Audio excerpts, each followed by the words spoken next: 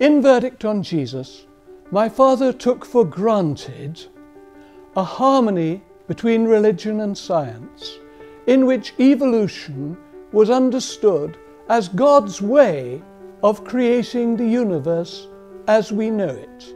In recent years, the rise of a militant atheism means that we can no longer take this harmony for granted, particularly because militant atheism has generated a militant fundamentalism which defends the literal truth of the Genesis story of how God created the world in 6 days.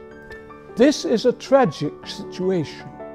It would never have occurred to any of the biblical writers to think that they were giving a scientific account of how the creation actually happened.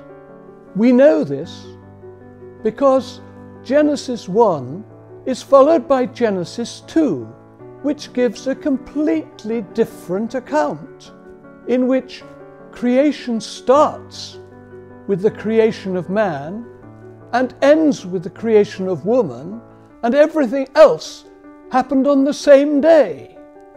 There are also traces of a Babylonian myth of creation in which the world was seen as coming into being after the death of a great dragon who was dismembered to have all the parts of the world shaped out of the dragon's body. No one in his senses would dream of taking all these poetic accounts seriously, and the early church certainly didn't. The earliest commentary on Genesis we have is the 3rd century account by Origen of Alexandria. He discusses the impossibilities to be found in Scripture and starts with, "What intelligent man would believe that there was a first, second, and third day before the creation of the sun, moon, and stars? Who could be so childish that God, like a human gardener, actually planted a garden in Eden?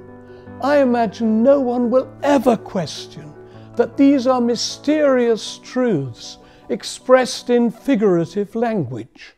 My father's book, Verdict on Jesus, comes with a fascinating history. It offers a new approach to the life of Jesus, based not simply on what he said and did during his own lifetime, but on the impact his life and teaching have had on all subsequent generations.